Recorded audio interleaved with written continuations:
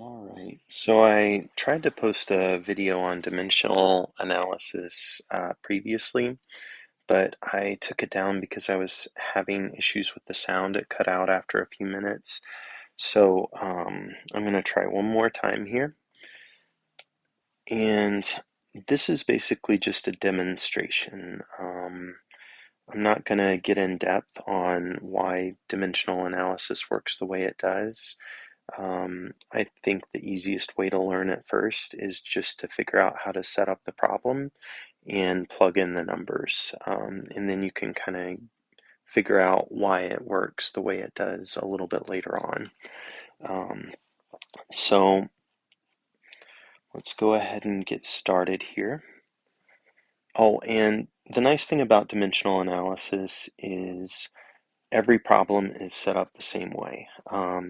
So as long as it's multiplication and division, you don't have to worry about setting up, for instance, like a drip calculation different than you would household conversions. You set it all up the same way. So that kind of makes it a little bit easier. You don't have to remember those things when you're already nervous in the middle of a test. So, all right. So the first thing I like to do is highlight the information that I need. And need to round it to the nearest whole number. And we need milliliters per hour. So, and in the left corner here, what I'm going to do is I'm just going to write down milliliters per hour. And when we set up the problem, basically we need to have everything cancel out except for milliliters and hours. Milliliters is going to need to be on the top, hours is going to need to be on the bottom. So since we don't have milliliters anywhere in the problem, we're going to use a conversion. So I'm going to write down 1,000 milliliters. I'm going to put that over 1 liter. And then we have the information from the problem. So we want liters to cancel out because that's not what the problem's asking for. So I'm going to put 2.5 liters on top here, and then we have 12 hours on the bottom. So all we do is multiply across the top and multiply across the bottom. We cancel out liters, and I usually like to circle the pieces of information that I want. It's just kind of a little double check. So we've got 2,500 milliliters, and we divide that by 12 hours. Then we get 208.33 milliliters per hour.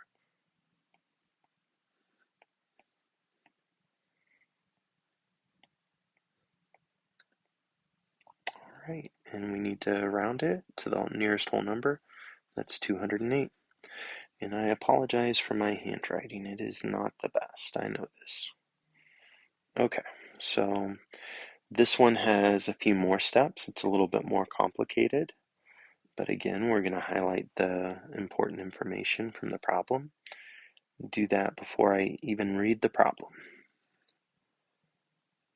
And then I like to go back and make sure that there's not something important or, some type of, trick question. But a lot of times, if it is a trick question and they give you information that you don't need, you'll know it when you write out your problem because you won't have a way to get rid of the units that you don't need. So then you take a closer look at the problem and say, I really don't need that. All right, so we need milliliters. You can put it over 1 if you need to, but usually I don't do that. I just write down milliliters there, circle it, and so right here we have 10 milligrams per milliliter. Now we need milliliters on top, so I'm going to write down 1 milliliter per 10 milligrams. And this is where, I say it's easier just to learn how to set up the problem than try and figure out why it's okay to flip that. But basically, if you flip it, everything in the rest of the problem is going to follow if you're setting it up where you are able to cross out all your units that you don't need. But it, I wouldn't worry about that right now. Just understand that it is okay to invert the that piece of information there, that ratio. Okay, so we need to get rid of milligrams. So 2.7 milligrams. And then we have that over kilogram and over day. Okay, cross out milligrams. We need to get rid of kilogram and day. So let's see, we know the patient is 16 kilograms. You can just put that over 1, or you can put that over 1 patient. And you can cross that out. And okay, so 12 hours. We need to cross out day. We know there's 1 day per 24 hours. And then we have 12 hours per dose. Okay, so we can cross out hours, we can cross out day. So basically, once you figure out how to set up the problem, and it can take a little bit to figure that out, but once you do figure that out, it's basically just, kind of playing connect the dots, just figuring out how you can cross out the information or the units that you don't need. So multiply across the top.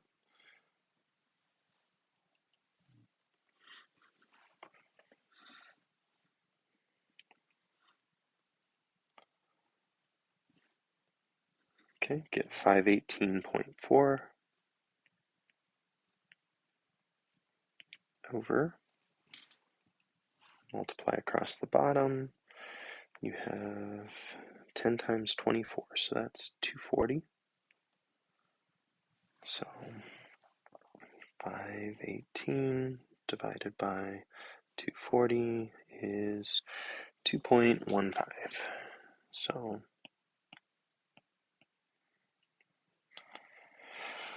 all right, and that's milliliters, and we need to round to the nearest tenth, so we have 2.2. Okay, this next one is a little bit more, has a few more steps, so it's a little bit more complicated.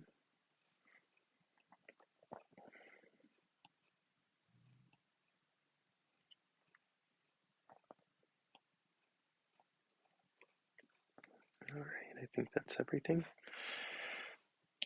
So we need milliliters per hour. I'm going to start all the way over here so I don't run out of space, hopefully. Circle that. And I'm going to try and put milliliters on top. 250 milliliters over 600 milligrams. And we need to cross out milligrams. So we have 6.4 micrograms. So what I'm going to do is use a conversion factor. So we know 1 milligram is 1,000 micrograms. And then we can put 6.4 micrograms over kilogram, and it wants minute. Okay. So let's cross out microgram, let's cross out milligrams. Now we need to get rid of kilograms and we need to change minutes to hours. So let's do kilograms first. So the patient's 122 pounds. We know there is 1 kilogram per 2.2 pounds. Okay. Then we have 122 pounds for the patient.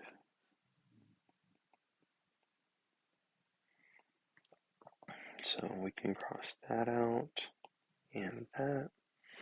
Now we need to change minutes to hours. So there's 60 minutes in 1 hour. Okay, so we can cross out minutes now. All right, now we multiply across the top, multiply across the bottom, and we are done. So 250 times 6.4 times 122 times 60. This is going to give us a big number. Don't be scared of it. As long as the final number makes sense, then we're good. This is also kind of a double check, because if you get some crazy number at the end of your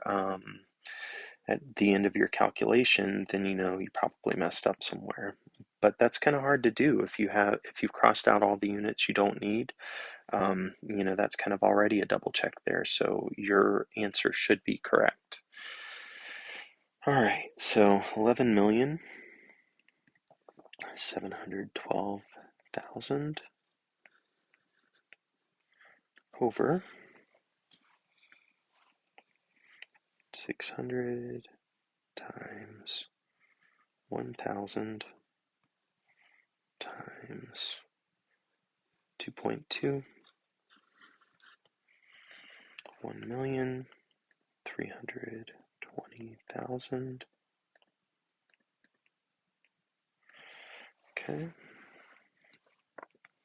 so 11,712,000 divided by 1,320,000 equals 8.87, and we need to round that to the nearest whole number. So equals 8.87, so that would be 9 milliliters per hour. Let's go ahead and double check this and see if we got everything correct. So our answer to first problem was 208, then 2.2, then 9. So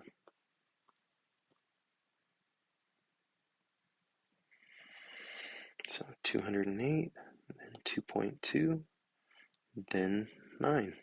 So I hope this helps somebody out. If there's anybody that's struggling with their dosage calculation, and you think that this might work well for you, just get in touch with me. If you want to do a little bit more practice, I'd be happy to help. I would hate to see anybody make it through these classes and then, get stuck and have to repeat because they struggle with math a little bit. So, all right, that is it. Thank you very much.